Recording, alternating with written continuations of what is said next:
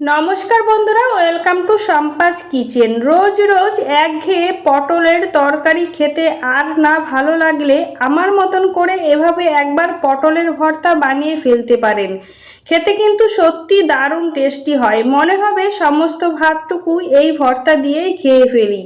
আশা করছি আপনাদেরও দারুণ লাগবে। এখানে আমি 300 গ্রাম পটল নিয়েছি।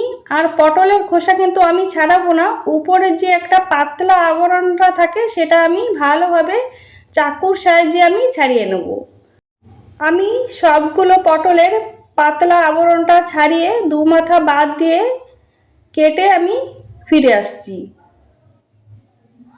আমি কিন্তু এখানে পাতলা আবরণটা ভালোভাবে চেঁচে ধুয়ে পরিষ্কার করে তারপরে আমি এইভাবে ছোট ছোট করে কেটে নিয়েছি। এবার একটা কড়াই বসিয়ে দিয়ে দেবো সামান্য পরিমাণে জল। জলটা দেওয়া হয়ে গেলে কেটে রাখা পটলও দিয়ে দেবো। পটলটা দেওয়া হয়ে গেলে আমি এখানে ভালোভাবে নাড়িয়ে নেব। একবার হলেও বন্ধুরা বাড়িতে এইভাবে পটল ভর্তা বানিয়ে খাবেন। আশা করি দুপুরবেলা গরম গরম ভাতের সঙ্গে জাস্ট অসাধারণ লাগবে। আর মনে হবে যেন সমস্ত ভাত এই একটি পদ দিয়ে খেয়ে ফেলি। আমি সুন্দরভাবে নাড়িয়ে চেড়ে নিয়েছি। এবার ঢাকা চাপা দিয়ে আমি কিছুক্ষণের জন্য আমি ভাপিয়ে নেব। দেখুন আমি কিন্তু কিছুক্ষণ ভাপিয়ে নিয়েছি। আমার কিন্তু জল নেই আর জলটা থাকলে কিন্তু হবে না, একদমই জলটা শুকিয়ে যাওয়া পর্যন্ত কিন্তু এটা ভাপিয়ে নিতে হবে। আমি কিন্তু পটল ভাপানোর পর ঠান্ডা করে একটা মিক্সিং জারে নিয়ে নেব। মিক্সিং জারে নিয়ে আমি সুন্দর করে আমি বেটে নেব। বেটে নিয়ে আবারও কড়াইটা পরিষ্কার করে দিয়ে আমি দিয়ে দেবো কিছুটা পরিমাণে সরষের তেল। তেলটা ভালোভাবে গরম হয়ে গেলে এখানে 4টে শুকনো লঙ্কা আমি দিয়ে সুন্দর করে লঙ্কাগুলো আমি ভেজে নেব। আমি কিন্তু এখানে লঙ্কাগুলো সুন্দরভাবে ভেজে নিয়েছি। এবার আমি 3টে লঙ্কা তুলে নেব আর একটা আমি একটু ভেঙে ভেঙে দেব। দেখুন আমি কিন্তু ভেঙে ভেঙে দিয়েছি। এবার আমি ফোড়ন হিসাবে দিয়ে দেব কিছুটা কালো জিরে। কালো জিরেটা সুন্দরভাবে হয়ে গেলে এখানে কয়েক কোয়া রসুন আমি থেতো করে রেখেছিলাম, সেটাই দিয়ে একটু নাড়িয়ে চাড়িয়ে নিয়ে এখানে একটা পেঁয়াজ আমি কেটে রেখেছিলাম সেটাই আমি দিয়ে দিলাম। আর দিয়ে দিলাম 3টে চেরা কাঁচা লঙ্কা। কাঁচা লঙ্কাটা দেওয়া হয়ে গেলে সুন্দরভাবে আবারও আমি নাড়িয়ে চেড়ে আমি পেঁয়াজ রসুন কাঁচা লঙ্কাটা আমি ভালোভাবে ভেজে নেব। আমার কিন্তু এখানে দেখুন ভাজা হয়ে গিয়েছে পেঁয়াজ রসুনটা। এবার আমি দিয়ে দেব পরিমাণ মতন হলুদের গুঁড়ো আর দিয়ে দেবো খুবই সামান্য লঙ্কার গুঁড়ো। এটা কিন্তু ঝাল লঙ্কার গুঁড়ো আছে।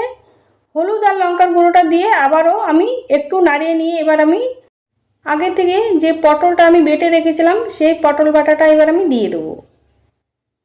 আমার চ্যানেলের রেসিপি যদি আপনাদের ভালো লেগে থাকে একটা লাইক করবেন, নতুন বন্ধু হয়ে থাকলে চ্যানেলটিকে সাবস্ক্রাইব করে আমার পাশে থাকবেন।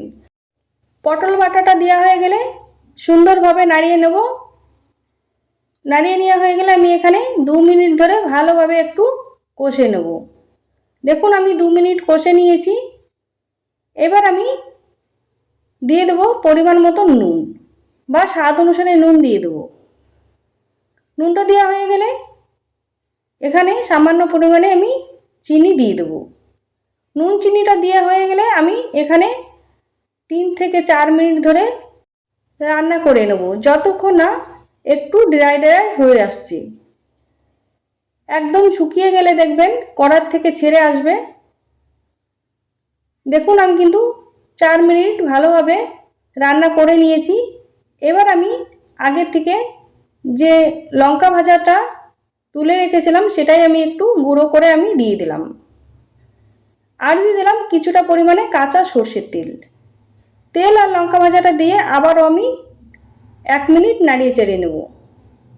আর এখানে কিন্তু দেখুন আমার কড়ার থেকে ছেড়ে ছেড়ে আসছে, তার মানে কিন্তু আমার ভর্তাটা একদম রেডি।